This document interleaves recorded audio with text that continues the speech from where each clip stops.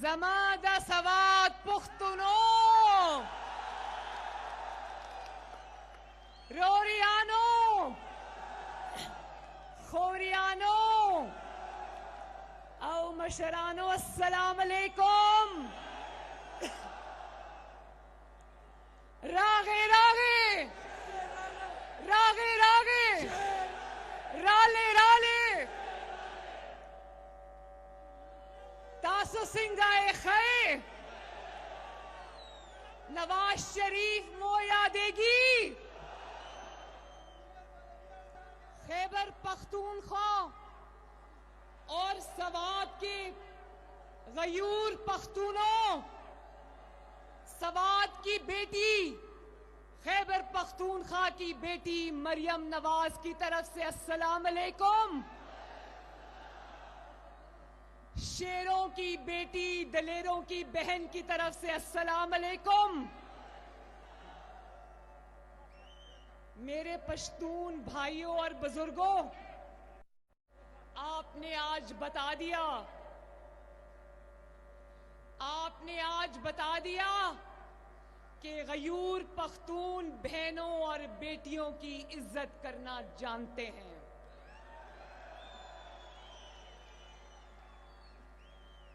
बहनों और बेटियों के सर पर इज्जत की चादर रखना जानते हैं। ये जाली हुक्मरानों की तरह नहीं जो बाप के सामने से बेटी को गिरफ्तार करते हैं, आपकी बेटी को गिरफ्तार करते हैं और फिर झूठ बोलते हैं कि हम खातून का एहतराम करते हैं। जब मेरा कराची में दरवाजा तोड़कर मेरे बिस्तर तक आ गए थे उस वक्त खातून का एहतराम याद नहीं आया? मैं भी सवात की बेटी हूं, मैं भी खैबर पख्तूनख्वा की बेटी हूं, बहन हूं, पाकिस्तान की बेटी हूं। क्या मेरे गयूर पख्तूनों, आप चाहते हो कि पाकिस्तान की बेटी के साथ यह सलूक हो?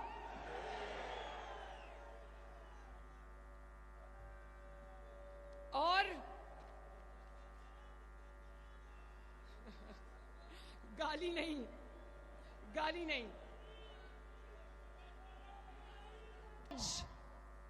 खैबर पख्तूनख्वा के जाली हुक्मरानों को पता चल जाना चाहिए कि अवामी जलसा कैसा होता है।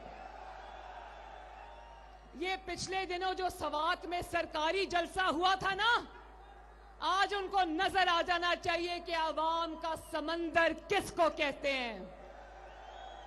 एक समंदर ये है, एक समंदर वो छतों के ऊपर है, एक समंदर वो गली और मोहल्लों के अंदर है, और एक समंदर और जलसा ये आवाम का बाहर खड़ा है।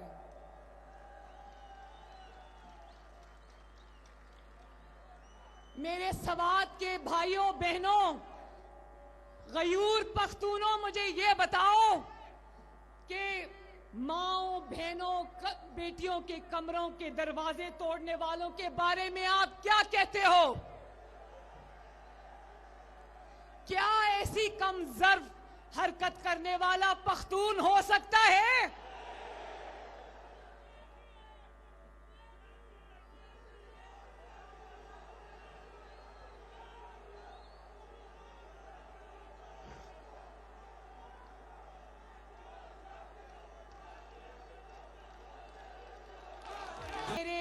गयूर भाइयों बुजुर्गों, मुझे ये बताओ, क्या इस किस्म के घटिया जबान बोलने वाले लोग आपकी नुमाइंदगी के अहल हैं?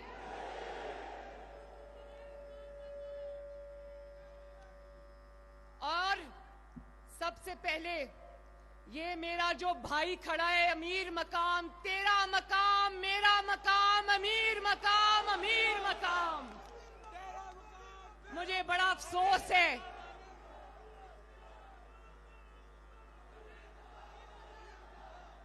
खैबर पख्तूनख्वा का अब एक ही मकाम है, उसका नाम है अमीर मकाम। इन्होंने आज से 4-5 साल पहले जब मुझसे पहली मुलाकात की वजीर आजम हाउस में, जब मियां साहब प्राइम मिनिस्टर थे, तो इन्होंने कहा कि मुस्लिम लीग नून अब मेरी जमात है, मैं घर बैठ जाऊंगा ये, लेकिन नवाज शरीफ को नहीं छोड़ूंगा। और उसी की सजा उनको मिली। मुझे बहुत अफसोस है कि इन कमजरफों ने इनके 20 साला बेटे इशफाक अमीर मकाम को गिरफ्तार किया और आज उसके साथ इतना जुल्म हुआ कि वो बच्चा अपना जो ज़हनी तवाज़न है वो बिगड़ गया उसका। शर्म आनी चाहिए आप सबको। जो इतना कम ज़र्फ है कि सियासत की लड़ाइयां घरों, बेटियों और बच्चों तक ले जाए, उसको उठा के खैबर पख्तूनख्वा से बाहर फेंक दो।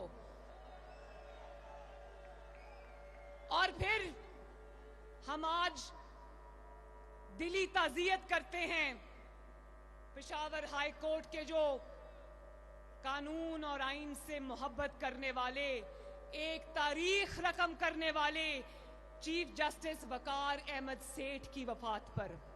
तो मैं खैबर पख्तूनख्वा की गयूर अवाम से ये कहना चाहती हूं कि उस बहादुर जज ने जिस तरह मुशर्रफ जैसे जमहूरियत पे शब खून मारने वाले को उसके घर तक पहुंचाया, उसके अंजाम तक पहुंचाया, तो वकार अहमद सेठ जैसे जज हमेशा तारीख में जिंदा रहेंगे। अल्लाह ताला उनके दर्जात बुलंद करे, अल्लाह ताला उनको जन्नतुल फिरदौस अता फरमाए और हम सब उनके घर वालों से, उनके पसमानदगान से ताज़ियत करते हैं। आज हम उन खानदानों से भी ताज़ियत करते हैं जिनके प्यारे दहशतगर्दी में शहीद हो गए।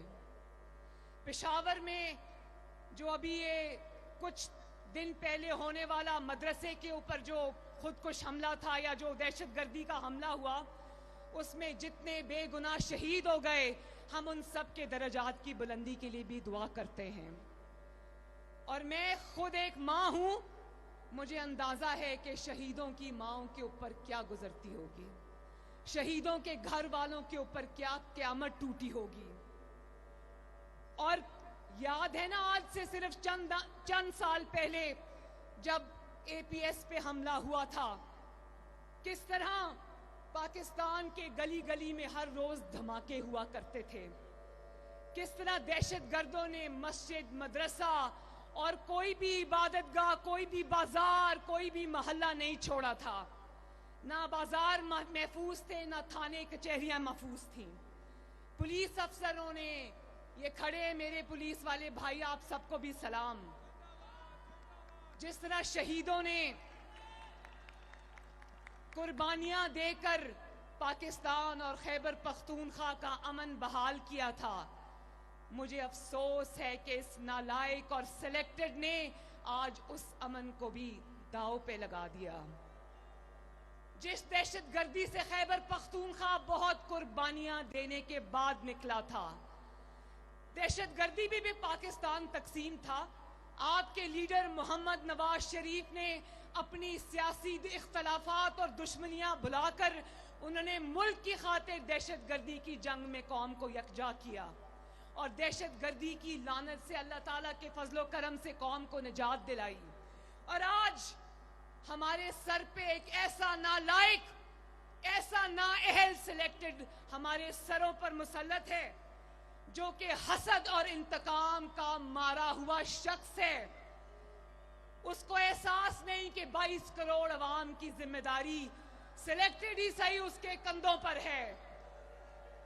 और देखो, आज जब पाकिस्तान के अंदर दहशतगर्दी दोबारा सर उठा रही है तो इसका वजीर दाखिला धमकियां देता है, कहता है देखो हमारी जमात से उनका ताल्लुक नहीं है, लेकिन जिन खानदानों ने, खैबर पख्तूनख्वा के खानदानों ने दलेरी से दहशतगर्दी का मुकाबला किया, उसमें बिलोर खानदान भी शामिल है। उसके अंदर जो आज वजीर आला धमकियां देता है कि तुम्हारा भी वो हाल करूंगा जो ANP वालों का हुआ है। मियां इफ्तिखार साहब ने भी अपना इकलौता बेटा खोया है दहशतगर्दी के अंदर।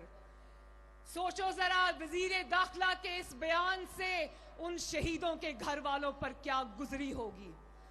क्या तुम सियासी इंतकाम में इतने अंधे हो गए हो कि तुम्हें इंसानियत भी भूल गई है? शर्म आनी चाहिए तुम्हें। बशीर बलोर साहब को 22 दिसंबर को शहीद किया गया, उनके अहले खाना पर क्या गुजरी हो गई। बैरिस्टर हारून बलोर को शहीद किया गया, सोचो उनके बच्चों पर, उनके खानदान पर क्या गुजरी होगी। और अल्फाज से दहशतगर्दी करने वाला वजीर दाखिला, शर्म आनी चाहिए। दुनिया को क्या पैगाम दे रहे हो? क्या खैबर पुख्तूनख्वा और पाकिस्तान की कुर्बानियों का ये सिला दे रहे हो आवाम को? शर्म आनी चाहिए। तो मेरे भाइयों, मालाकंड डिवीजन और सवात के मेरे भाइयों बुजुर्गों, ये जरा बताओ मुझे, 7 साल से आपको के ऊपर एक नाअहल हुकूमत मुसल्लत है, बताओ क्या खैबर पख्तूनख्वा में कोई तब्दीली आई है?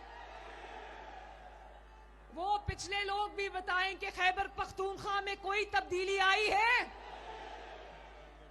क्या यहां एक भी नया अस्पताल बना है?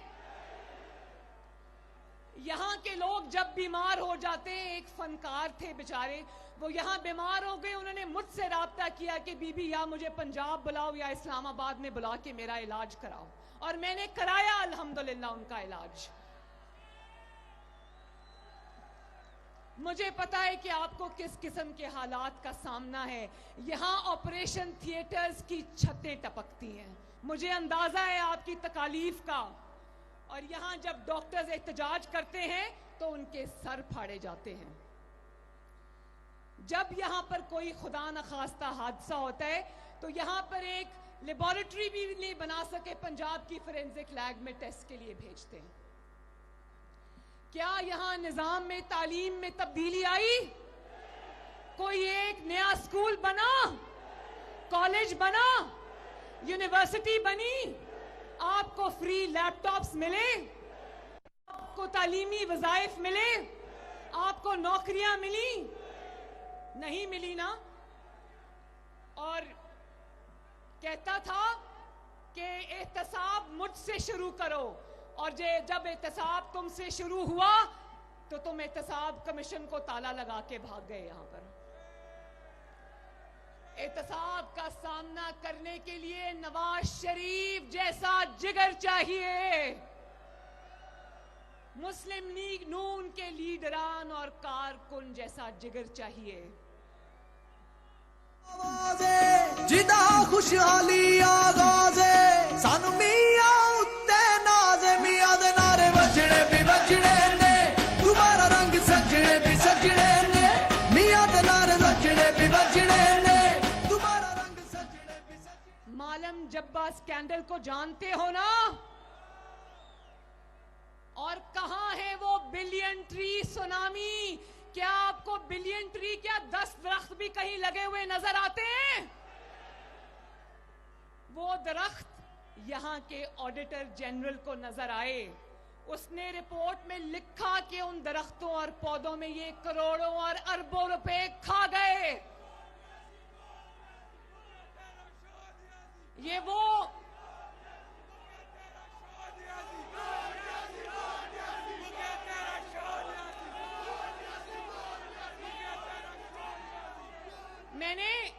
मैंने आपसे ये भी पूछना था कि बीआरटी बस चल रही है, कोई नई बस में आग तो नहीं लग गई, जल तो नहीं गई?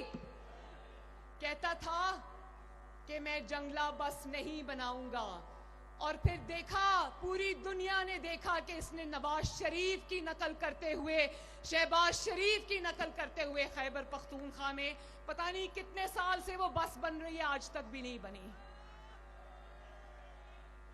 उसने ऐसी बस चलाई जो उसकी तरह बहुत ही बेबस है। वो बस इस हुकूमत और इस जाली सिलेक्टेड की तरह चलने से इनकारी है, और रोज बसों में आग लग जाती है, कभी गलत पुल बन जाते हैं, कभी दरवाजे उल्टी तरफ खुलते हैं, हर रोज खुदाई होती है। कभी खबर आती है कि चोर सरिया उठा के ले गए, कभी खबर आती है कि चोर सामान उठा के ले गए, दावा था कि 10 रुपए की टिकट होगी। आज बीआरटी का किराया 100 रुपए से बढ़ाकर 250-250 रुपए कर दिया गया। कहता था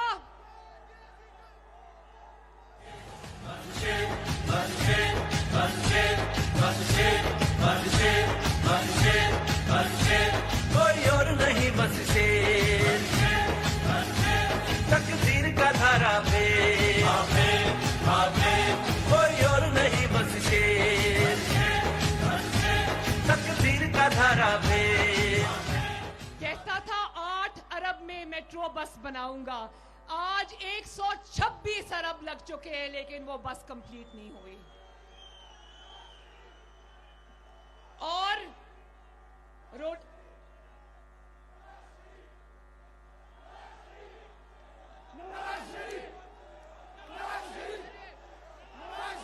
क्या नारा लग रहा है, क्या नारा लग रहा है? मैं बताती हूं। ये मेरे भाई ये नारा लगा रहे हैं, ना झुकने वाला नवाज शरीफ, ना बिकने वाला नवाज शरीफ। इख्तियार गुलिस्तान दे दो।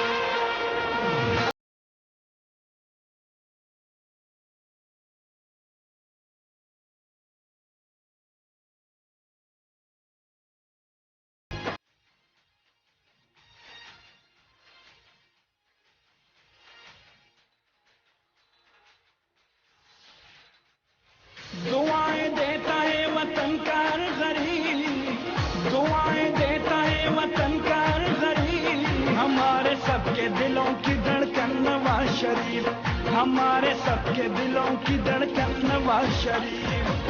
तमाम अच्छा तो हाथ उठा के बता दो खैबर पख्तूनख्वा के गयूर अवाम कि आप सबके दिलों की धड़कन कौन है?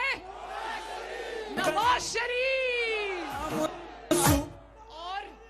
जरा मुझे ये भी बताओ, ये जो मेरे सामने मेरे भाई और बुजुर्ग खड़े, बताओ खैबर पख्तूनख्वा में आज रोटी कितने की है? कितने की? खैबर पख्तूनख्वा में रोटी आज 30 रुपए की है।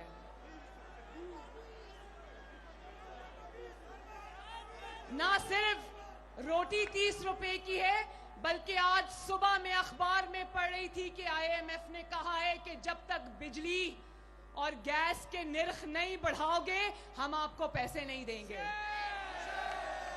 और वो कौन था? वो कौन था जो कहता था 200 अरब IMF के मुंह पर मारेंगे? और आज IMF आपको आज रोज मुंह पे थप्पड़ लगा रही है।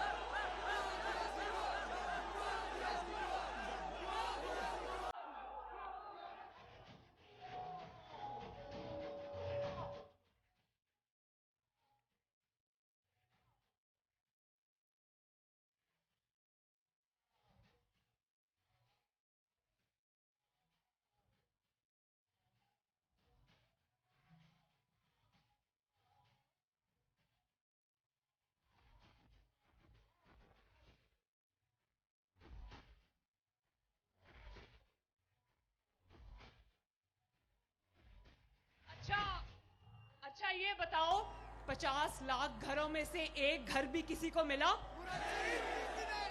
1 करोड़ नौकरियां जो होनी थी उसमें से एक नौकरी भी किसी को मिली?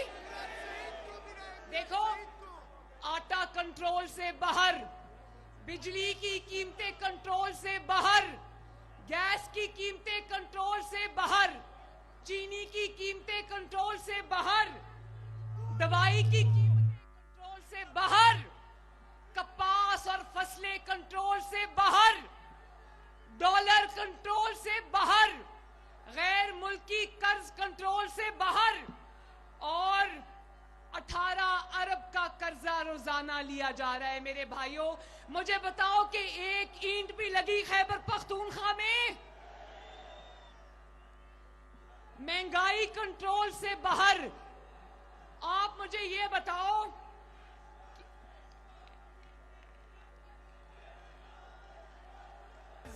अच्छा तो अवाम के ऊपर तो बस नहीं चलता, अवाम के मसाइल पे बस नहीं चलता, बस एक ही चीज पे चलता है कि नवाज शरीफ और मरियम नवाज और मुस्लिम लीग नून को इंतकाम का निशाना कैसा बनाना है, ऑपोजिशन को कंट्रोल कैसे करना है। महंगाई कंट्रोल नहीं होती, लेकिन दिन से रात और रात से सुबह तक सिर्फ एक ही मंसूबा बनता है कि मुस्लिम लीग नून और शेरों को कंट्रोल में कैसे करना है।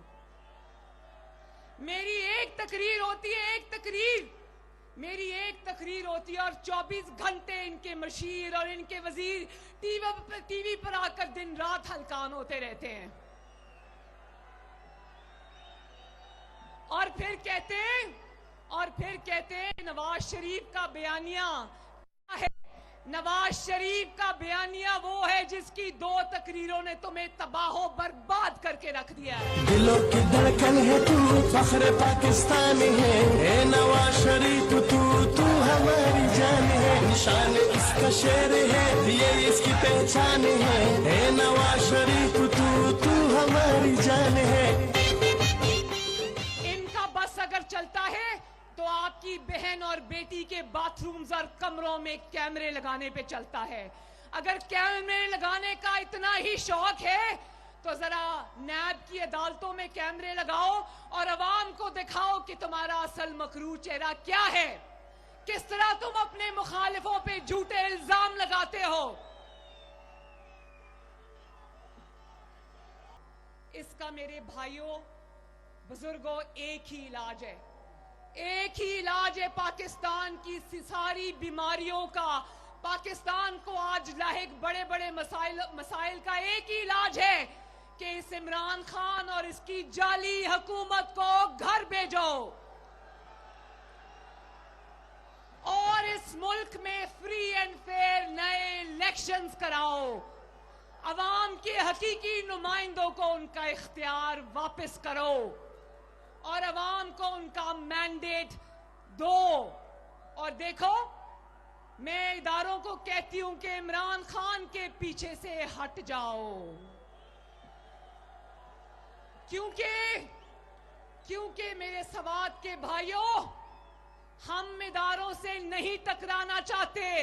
इदारों को भी चाहिए कि अवाम के साथ ना टकराएं। अवाम और इस जाली हुक्मरान इमरान खान के दरमियान में से हट जाओ। जब तुम इसके पीछे से हट जाओगे तो मैं आपको यकीन दिलाती हूं कि इमरान खान की जाली हुकूमत 24 घंटे की मार नहीं है इंशाअल्लाह।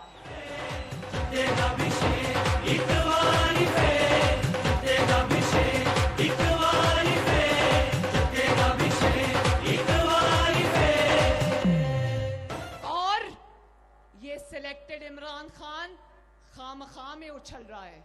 भाई तुम्हें कौन पूछता है? इसका किरदार एक खामखा का किरदार है, इसको कोई नहीं पूछता। अभी कराची में जब मेरा दरवाजा तोड़कर कैप्टन सफदर को गिरफ्तार किया गया और आईजी को अगवा किया गया, इसको पता ही नहीं था कि मुल्क में क्या हो रहा है। इसको किसी ने बताने के लायक भी नहीं समझा कि हम कराची पे हमला करने लगे। वजीर आजम आराम से अपने बनी गाला के घर में सो रहा था। अगर मेरी बात सुनो, आप लोगों को ये बात इसलिए ज्यादा समझ आएगी क्योंकि आप इज्जत और गैरत वाले लोग हो। लेकिन अगर ये वाकया मेरे साथ हुआ होता और मेरे पास इस मुल्क का इख्तियार होता तो जितनी जिल्लत उस दिन मुझे उठानी पड़ी, मैं इस्तीफा इनके मुंह पर मारती। क्योंकि मेरे बाप ने मुझे सिखाया है कि उस रिज़्क़ से मौत अच्छी जिस रिज़्क़ से आती हो परवाज में कोताही। ऐसी जिल्लत और ऐसी रुसवाई और ऐसी बेइज्जती से चुप करके बनी गाला में मुंह छुपा के बैठ जाना बेहतर है। और आखिर में मैं खैबर पख्तूनख्वा के अपने अवाम को एक मैसेज देना चाहती हूं। मेरा दिल करता है कि खैबर पख्तून के अवाम इस दफा शेर को वोट दें। उसकी वजह ये नहीं है, बखुदा उसकी वजह ये नहीं है कि मैं चाहती हूं कि यहां मुस्लिम लीग नून की हुकूमत हो। उसकी वजह सिर्फ ये है कि मैं चाहती हूं कि सवात और पेशावर और खैबर पख्तूनख्वा के सारे शहर लाहौर की तरह तरक्की करें। यहां भी लोगों को जबरदस्त सड़कें मिलें, यहां भी लोगों को मोटरवेज मिले। नवाज शरीफ ने हजारा मोटरवे बना दी कि नहीं बना दी? इंशाअल्लाह 18 को मैं मानसेरा में भी जलसा करूंगी इंशाअल्लाह। और मैंने देखा है कितनी खूबसूरत हजारा मोटरवे बनी है। मेरा दिल करता है कि पेशावर और खैबर पख्तूनख्वा के हर शहर में लाहौर जैसी तरक्की हो, खैबर पख्तूनख्वा के हर शहर में लाहौर और पंजाब की तरह जबरदस्त अस्पताल बने और बड़े बड़े कॉलेजेस बने, यूनिवर्सिटीज बने और जबरदस्त किस्म का निज़ाम तालीम यहाँ राइज हो। मेरा दिल करता है कि खैबर पख्तूनख्वा के बच्चों को लैपटॉप्स मिले, उनको बेहतरीन तालीम मिले, यहाँ के लोगों को सेहत की सहूलतें मिले। मेरा दिल करता है कि आपको महंगाई कम हो और आपको सुकून की नींद सोना नसीब हो।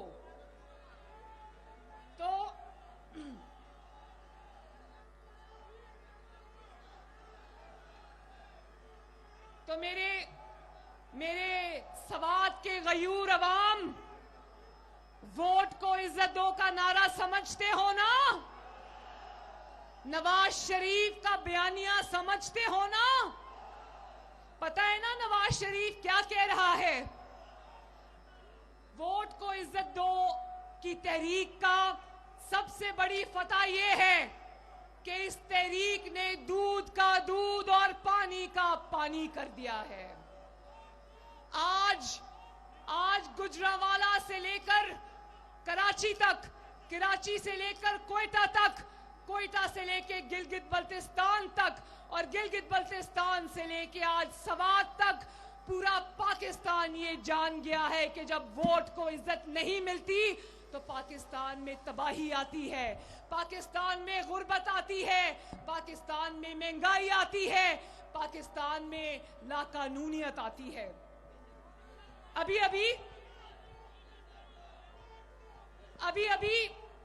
आपको पता है मेरे भाइयों, मैं अभी कल रात को पहुंची हूं खैबर उधर गिलगित बल्तिस्तान में 8 दिन मुस्लिम लीग नून की इलेक्शन कैंपेन करके। और आप लोगों ने टीवी पर देखा होगा कि किस तरह अवामी समंदर था हर जलसे में। माशाअल्लाह मुझे समझ नहीं आई कि इतनी अवाम गिलगित बल्तिस्तान के जलसों में किस तरह आ गई। मुझे वहां के लोगों ने बताया कि कभी गिलगित बल्तिस्तान की तारीख में इतने बड़े बड़े जलसे किसी के नहीं हुए। तो ये लोग जो गिलगित बल्तिस्तान के दूर के गांव में भी जहां ना फोन है ना इंटरनेट की सहूलत मौजूद है, वहां भी लोग जानते हैं कि नवाज शरीफ का बयानिया क्या है। वहां पर एक कारकुन ने मुझे कहा, 5 घंटे दूर गिलगित से एक जगह थी, गांव था, वहां के एक कारकुन ने मुझे कहा कि हमारी बहन, हम मरते दम तक आपका साथ देंगे, लेकिन आपने अपने बयानिए से पीछे नहीं हटना। तो मैं पाकिस्तान मुस्लिम लीग नून के शेरों, दलेरों और कारकुनों का शुक्रिया अदा करती हूं कि उन्होंने क़यादत को मजबूर किया कि वह असूल पे डटे रहें और खड़े रहें। जिंदाबाद।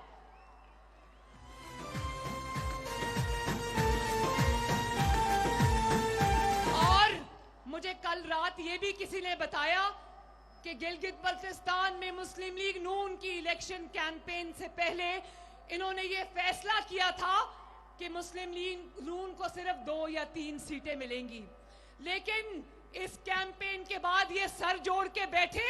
मेरे जलसों में 5-6 की तादाद इनकी खुफिया एजेंसी के लोगों की भी होती थी। उन्होंने ये रिपोर्ट दी कि ये तो बहुत बड़े बड़े जलसे हो रहे हैं। तो उन्होंने फिर कल सर जोड़ के बैठे और कहा कि इतनी बड़ी तादाद में मुस्लिम लीग नून को अवामी ताकत का मुजाहरा किया है गिलगित बल्तिस्तान ने, तो अब इनको 2-3 सीटें नहीं, अब कम से कम 8-7 सीटें देनी पड़ेंगी। तो ये याद रखना, पाकिस्तान के अवाम ये याद रखे कि अगर कि इंशाअल्लाह 15 नवंबर को गिलगित बल्तिस्तान के इलेक्शंस में या शेर पर मोहर लगेगी या नवाज शरीफ के बयानिए पर मोहर लगेगी। धांधली करोगे तो पछताओगे, नहीं करोगे तो और भी ज्यादा पछताओगे। हर हाल में अब तुमको जाना भी है और पछताना भी है इंशाअल्लाह। तो कहते हैं कि नवाज शरीफ के बयानिए का बोझ सियासी लोग नहीं उठा सकते। ओ भाई, नवाज शरीफ के बयानिए का बोझ 22 करोड़ अवाम ने अपने कंधों पर उठा लिया है। और क्योंकि मेरे सवात के शेरों, ये बयानिया जो है आईन का बयानिया है, आपकी आईन की सबज किताब का बयानिया है, आपके कानून का बयानिया है, कायदे आजम मोहम्मद अली जिन्ना का बयानिया है। और ये बयानिया आगे लेकर चलना, इसके लिए जिद्दोजहद करना, इसमें जौक दर जौक शामिल होना हमारा अपने वतन के लिए कर्ज नहीं बल्कि फर्ज भी है। और इंशाअल्लाह आपकी बहन ये कर्ज भी पूरा करेगी, इंशाअल्लाह ये फर्ज भी पूरा करेगी आपके साथ। और ये जो मस्खरों की हुकूमत है, ये अवाम दुश्मन हुकूमत नवाज शरीफ के बयानिए के बोझ के नीचे दब चुकी है। अब रेत की दीवार को बस आखिरी धक्का लगाना बाकी है। आओ मेरे साथ, मेरे सवात के मालाकंड डिवीजन के भाइयों बुजुर्गों, हाथ उठा के अपनी बहन बेटी मरियम नवाज के साथ वादा करो और हल्फ उठाओ कि जब तक इस कौमी फरीजे को पाए तकमील तक नहीं पहुंचाओगे, आराम से नहीं बैठोगे। वादा। और इंशाअल्लाह 22 तारीख को पेशावर के जलसे में शिरकत करोगे ना, फिर अपनी बहन और बेटी को मिलने आओगे ना इंशाअल्लाह। और अगर आखिरी बात, अगर मेरे साथ जाकर इस्लामाबाद में अपनी फतह का झंडा गाड़ना पड़ा तो अपनी बहन के साथ चलोगे ना? मरियम नवाज का साथ दोगे ना? नवाज शरीफ का साथ दोगे ना? मुस्लिम लीग नून का साथ दोगे ना? वोट की इज्जत करवाओगे ना? अपनी इज्जत करवाओगे ना? तो एक दफा फिर मेरे शेरों और दलेरों और गैरतमंदों, आप सबका बहुत बहुत शुक्रिया। अल्लाह ताला आप सबका हामियो नासिर हो। मेरे साथ मिलके अपने लिए नारा लगाओ, सवात के मेरे भाई जिंदाबाद, मालाकंड डिवीजन जिंदाबाद, खैबर पख्तूनख्वा जिंदाबाद, मेरे गयूर पख्तून भाई और बुजुर्ग जिंदाबाद। नवाज शरीफ, नवाज शरीफ, नवाज शरीफ, नवाज शरीफ जिंदाबाद। पाकिस्तान मुस्लिम लीग नून जिंदाबाद। शाहिद खाकान अब्बासी जिंदाबाद। एहसन इकबाल जिंदाबाद। अमीर मकाम जिंदाबाद। मुर्तजा जावेद अब्बासी जिंदाबाद। और पाकिस्तान पाइंदाबाद। अल्लाह हाफिज।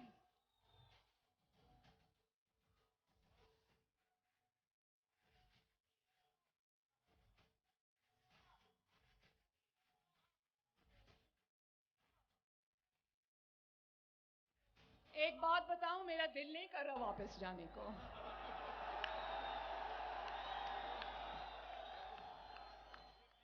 यकीन करो, दिल नहीं कर रहा वापस जाने को।